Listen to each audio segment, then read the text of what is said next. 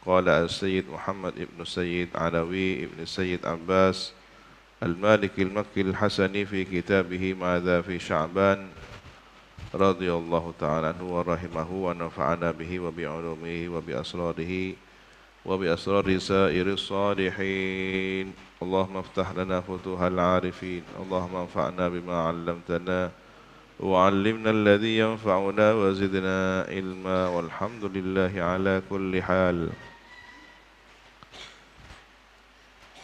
Ila an qala An-Nawawi rahimahullah. Berkata Imam An-Nawawi, ini bukan Imam Nawawi Al-Bantani, tapi Imam Nawawi yang ada di makbarahnya di Syria.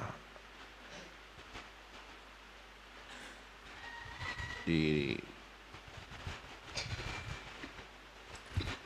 beberapa masa yang lalu sempat terjadi pengeboman oleh kelompok teroris sampai makam ini hancur. Tetapi tidak sampai mengena bagian lokasi kedalaman makamnya. Sekarang sudah direnovasi dan sudah baik, sudah bisa diziarahi kembali. Qala An-Nawawi rahimahullah, berkata Imam An-Nawawi rahimahullah, idza shalla 'ala an-nabi sallallahu alaihi wasallam falyajma' baina as-salati wat taslim wa la yaktasir 'ala ahadihima. Apabila bersolawat atas Nabi sallallahu alaihi wasallam, maka kumpulkanlah antara salawat dan salam. Wa la yaktasir, dan jangan membatasi ala ahadima, pada salah satu keduanya. Jangan hanya sholawat saja tanpa disertai salam, jangan salam saja. Ini menurut Imam An-Nawawi. Meskipun dalam sejumlah redaksi ya, ada yang hanya bersalam. Contoh di mana? Di tahiyat. Pada bacaan tahiyat hanya redaksinya Assalamu alayka ayyuhan nabiyyu wa rahmatullahi wabarakatuh. Namun dilengkapi pada sholawat Ibrahimiyah ya.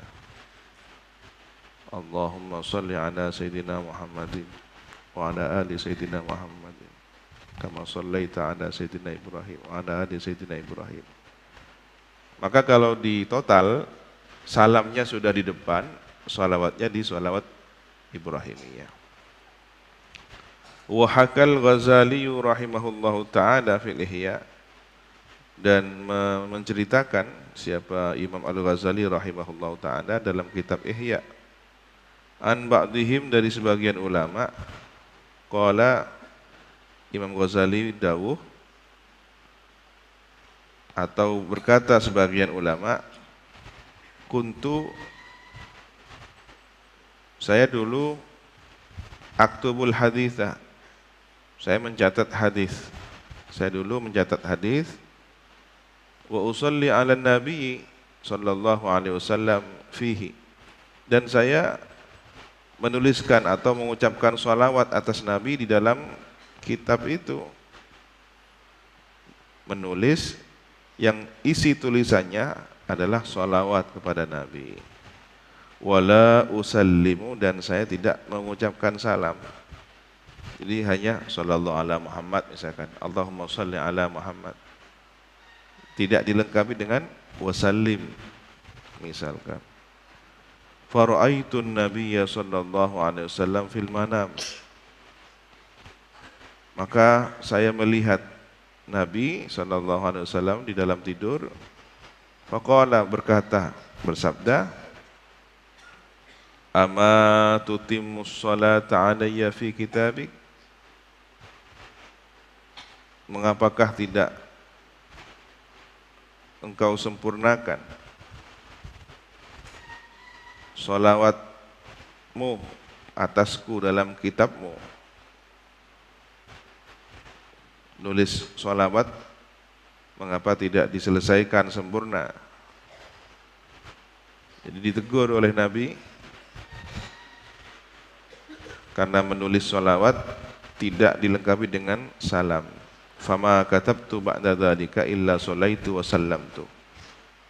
Maka tidaklah aku menulis sholawat maksudnya ba'da dzalika setelah peristiwa mimpi tersebut illa kecuali sholaitu wa sallamtu. Aku bersholawat kepada Nabi dan bersalam. Qala an-Nawawi rahimahullahu taala, berkata siapa Imam Nawawi rahimahullahu taala. Imam Nawawi ini menyusun kitab Riyadhus Shalihin, Arba'in An-Nawawi,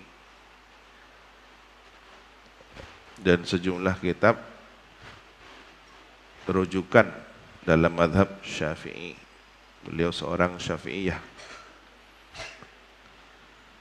Usianya wafat tidak terlalu sepuh, 50-an tahun, tetapi karya tulisnya sangat banyak dan rata-rata diterima, qabul indan nas. Inilah beliau yang pernah terjadi karomah. Ya, beliau ini memang sibuk dengan tulisan sehingga tidak sempat atau memang tidak memikirkan rencana pernikahan, sehingga beliau di akhir hayatnya, sampai akhir hayatnya, termasuk minal uzzab, al-uzzab, ulama yang tidak menikah, disibukkan oleh aktivitas keilmuan. Tetapi Allah beri ganti yang mungkin jauh lebih baik. Salah satu tujuan pernikahan itu adalah melahirkan generasi salihin dan salihat. Nah, kitab karya tulis itu kan anak dari penulis, anak pikiran, buah pikiran dari seorang penulis. Maka kitab-kitab beliau yang ratusan itu adalah anaknya yang barokah, yang mendoakan orang tuanya. Kenapa? Karena ketika kita membaca kitab beliau pasti mendoakan muallifnya. Qala al-muallifu rahimahullahu taala, bahkan mungkin di Fatihah ila muallif kitab. Ya. Inilah keistimewaan para penulis. Jika Anda ingin abadi dan pikiran Anda pun, tulisan Anda ingin abadi, maka menulislah. Tetapi dengan catatan tulisan yang baik.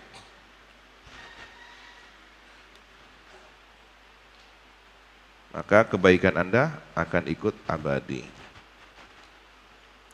Nah, karomahnya Imam Nawawi ini ketika terjadi mati lampu, ya, lampu yang dari bahan minyak atau lilin, mungkin tertiup angin, mati. Subhanallah, ruangan itu tetap bercahaya dan cahayanya itu bersumber dari rak kitab beliau. Karena beliau penasaran, ini kitab apa saja yang bersinar ini. Dikasih tanda, dan besok siangnya setelah terang dilihat kembali tanda itu. Ternyata kitab yang mengeluarkan cahaya itu, bersinar itu, kitab yang masyhur indan nas, Riyadhus Shalihin, Arba'in Nawawi, Muhadzab dan semacamnya. Masya Allah. Ada banyak ratusan kitab, tetapi beberapa kitab lebih diterima. Begitulah para ulama dengan anak-anak pikirannya dalam kumpulan kitab-kitab mereka. Qala an-Nawawi rahimahullahu taala, berkata siapa Imam Nawawi rahimahullahu taala, yustahabbu liqari'il hadithi wa ghairihi mimma fi ma'nahu, dianjurkan atau sangat disukai, disenangi bagi orang yang membaca hadis dan selain hadis dari apa fi maknahu yang sesuai dengan maknanya hadis. Boleh jadi dia tidak baca hadis secara tekstual, tetapi semakna dengan hadis itu. Contoh apa? Kitab fikih, karena kitab fikih ini kan istimbat dari Quran, istimbat dari hadis, ya. Atau kitab sejarah tarikh yang itu diambil dari hadis. Dahulu Nabi berumrah, dahulu Nabi haji wada, dalam wadaknya beliau berkhutbah. Ini hadis, tetapi kemudian ditulis dalam bentuk kisah. Nah, orang yang baca kitab hadis ataupun yang semakna dengan hadis itu, idza dzakara Rasulullah sallallahu alaihi wasallam, apabila menyebut nama Rasulullah sallallahu alaihi wasallam, an yarfa'a sautah, hendaknya meninggikan suaranya, bisolati alaihi wa taslim, dengan bersolawat kepadanya dan bersalam. Wala yubali, dan jangan berlebihan, fir raf'i, dalam meninggikan suara, mubalaghatan fahisyatan, suara tinggi yang terlampau batas.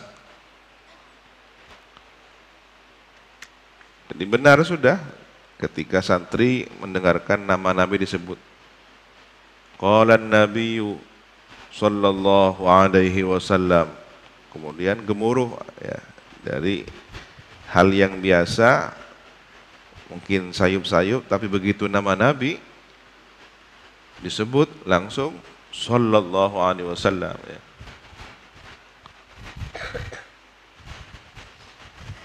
Tapi tidak sampai meninggikan suara yang melampaui batas. Saya juga khawatir tren pengajian sholawat, ya, kan ada tren terutama yang kalangan muda-muda yang baru senang bersolawat, khawatir melampaui batas, meninggikan suaranya, ya. Ada kesan khawatir, ya, tidak sopan. Kenapa? Karena setelah sholawat cengengesan, kebebur-leburan, saut-sautan, sallu ala nabi, Allahumma salli ala sayyidina Muhammad, Allahumma salli ala sayyidina Muhammad, Allahumma salli wa sallim alaihi, sallu ala nabi. Hanya untuk hiburan, saut-sautan suara. Baik, ya baik sholawatnya, tetapi ketika tidak disertai etika, tidak disertai suara yang standar tinggi tapi tidak melampaui batas, masih baik, ya. Etikanya digunakan, suaranya diatur dengan volume yang tidak terlalu tinggi melampaui batas. Jika sudah melampaui batas, ini yang menjadi perhatian dan evaluasi para ulama. Qala, berkata Imam An-Nawawi, wa mimman nassa ala raf'i saut, dan orang yang termasuk nassa ala ini, ya, jika digunakan nassa alal kalimati, yakni ayyadaha, yang menentukan kalimat, membatasi kalimat, menentukan, ayyanaha au haddadaha, nassa ala ayyanaha au haddadaha, itu dalam kamus. Jadi orang yang menentukan, membatasi ala raf'i saut, pada permasalahan meninggikan suara, Al-Imamul A'zam Al-Hafidh Abu Bakar Al-Khatib Al-Baghdadi. Adapun Imam Al-A'zam, imam besar, Al-Hafidh, seorang yang hafal hadis, ribuan hadis, Abu Bakar Al-Khatib Al-Baghdadi, wa akharuna, dan yang lainnya. Jadi bukan sembarangan orang yang melarang atau mempermasalahkan meninggikan suara yang melampaui batas ketika bersolawat.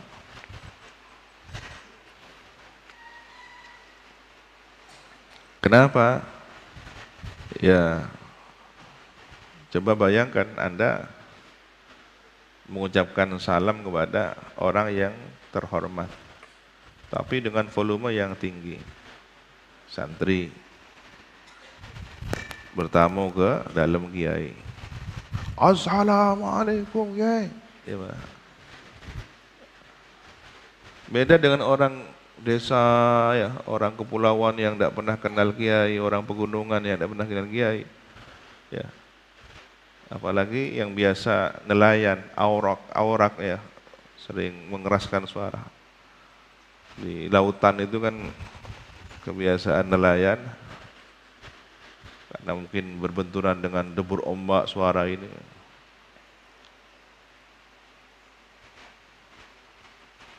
Menurut mereka standar, ya. Saya tidak meninggikan suara. Kenapa? Biasa sudah. Tapi orang ahlul ilmi, santri ya, akan menjadi hal yang aib ketika tidak menggunakan adab dalam hal meninggikan suara. Dulu orang Badui jika datang ke Madinah, suan ke Rasulullah, penuh dengan cinta ya, tapi ya menurut ukuran dia, datang masuk nyelonong, mana Muhammad?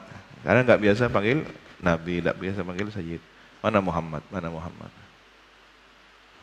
Nabi belum keluar, tidak sabar menunggu. Muter, rumah Nabi diputar dari belakang. Muhammad, keluar.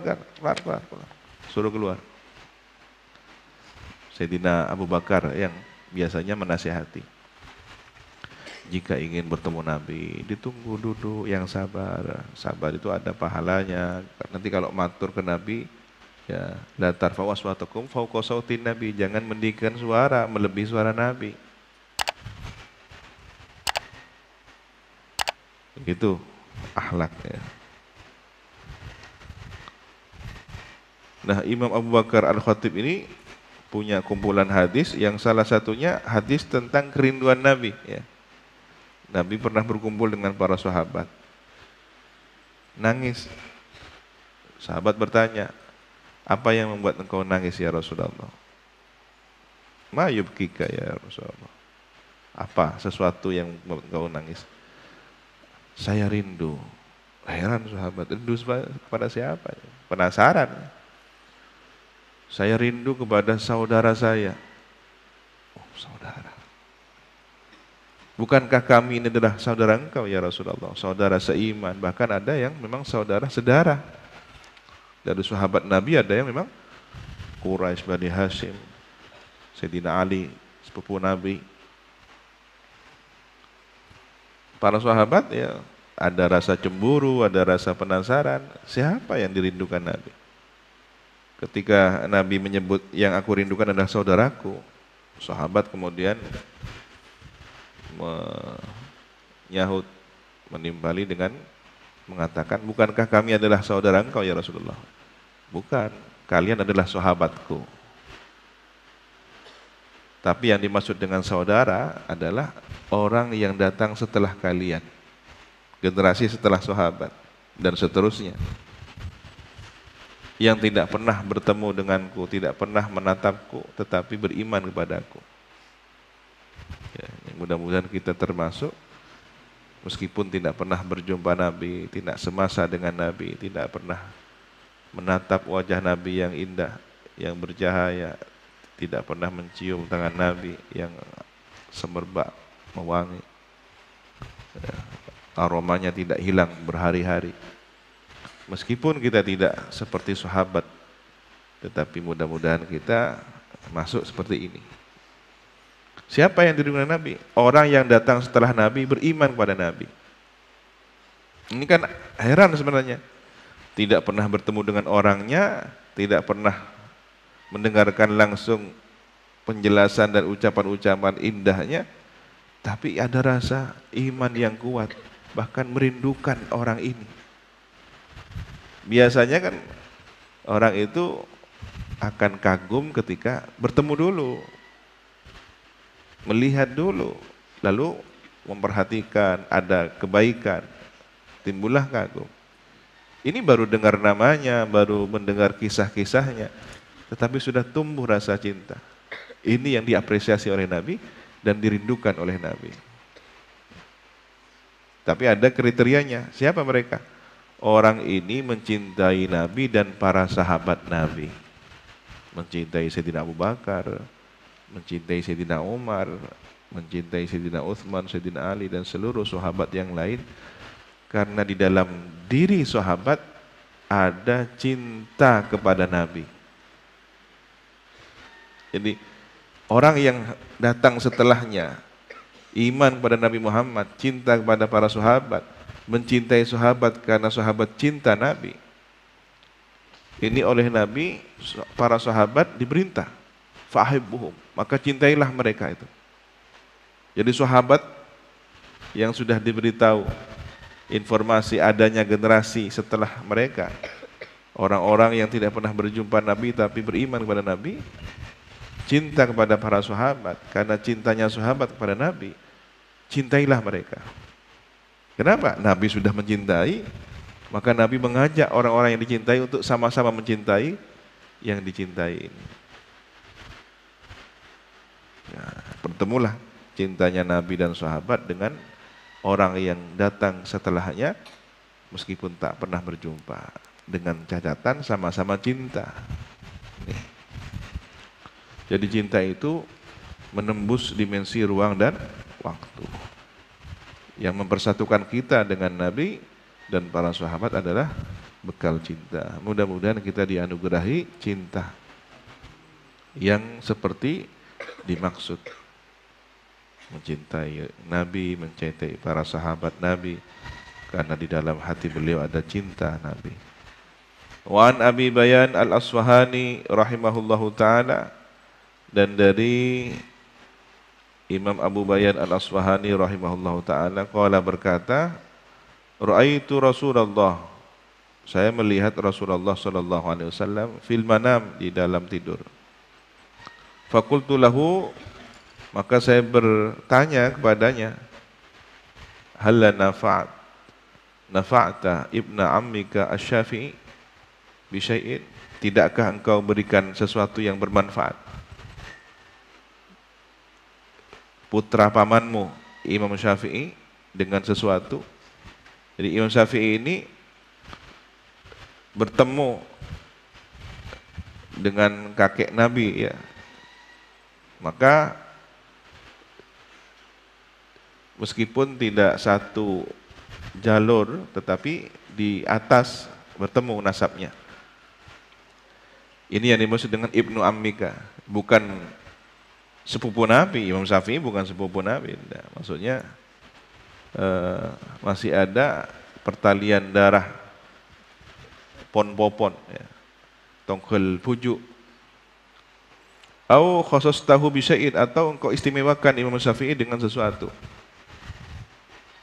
Imam Abu Bayan Al-Asfahani ini Syafi'i, ya, sangat mencintai Imam Syafi'i, sehingga ketika bertemu Rasulullah disebutlah Imam Syafi'i, ya Rasulullah, tidakkah engkau berikan manfaat sesuatu kepada Imam Syafi'i? Tidakkah engkau berikan keistimewaan? Ya. Qala, Nabi bersabda, menjawab, na'am, iya. Sa'altu Rabbi, saya mohon kepada Tuhan saya. Ini jawaban Nabi dalam mimpinya. Allah yuhasibahu, agar supaya Tuhan saya tidak menghisapnya, tidak menghitung amalnya. Jadi langsung yadkhulunal jannata bighairi hisab, masuk kategori tersebut. Ini jawaban Nabi dalam mimpi Abu Bayan Al-Asfahani. Fakultu,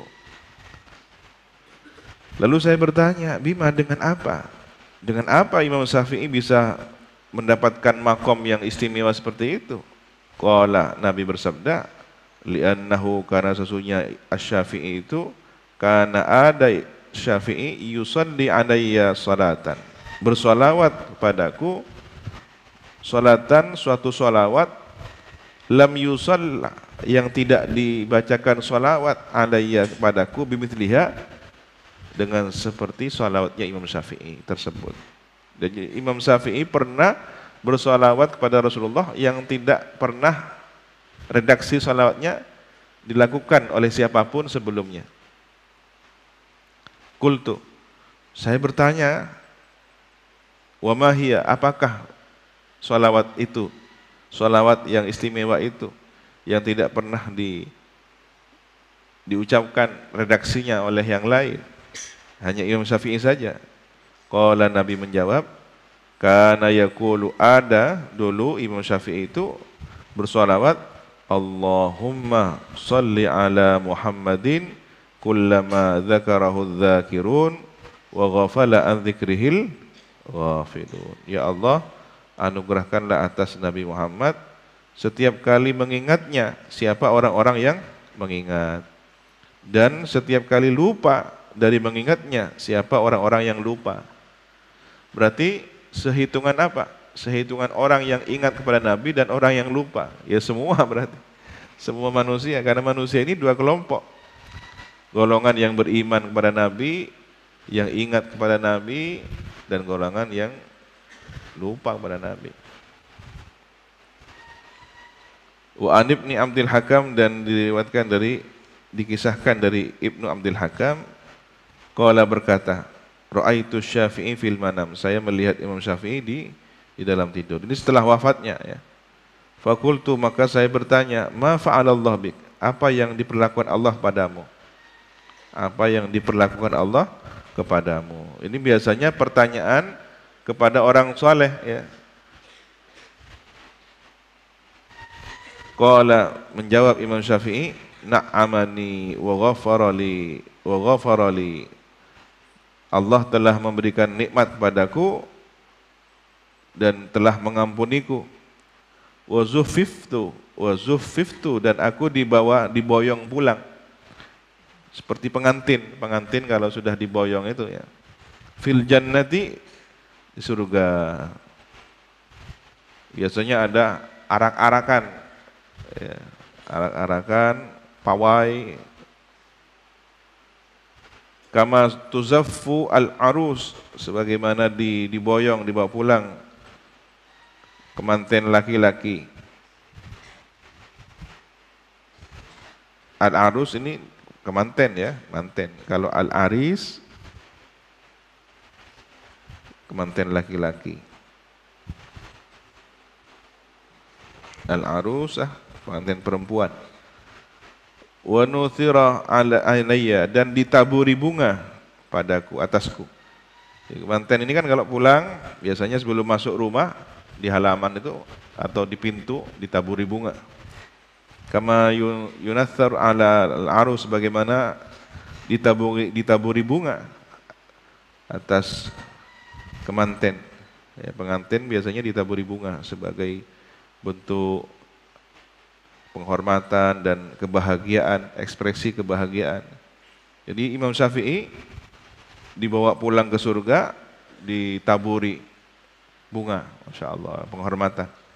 Fakultu, maka saya bertanya, bima balagta hadzal hal, dengan apakah Anda mencapai kondisi semacam ini? Mengapa begitu terhormat?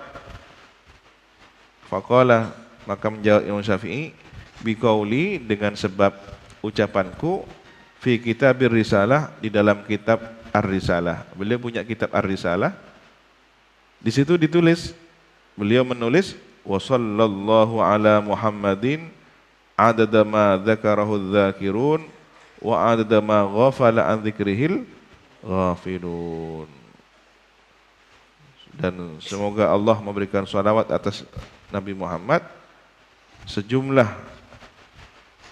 salawat yang mengingatnya siapa orang-orang yang mengingatnya, dan sejumlah salawat yang melupakannya orang-orang yang lupa.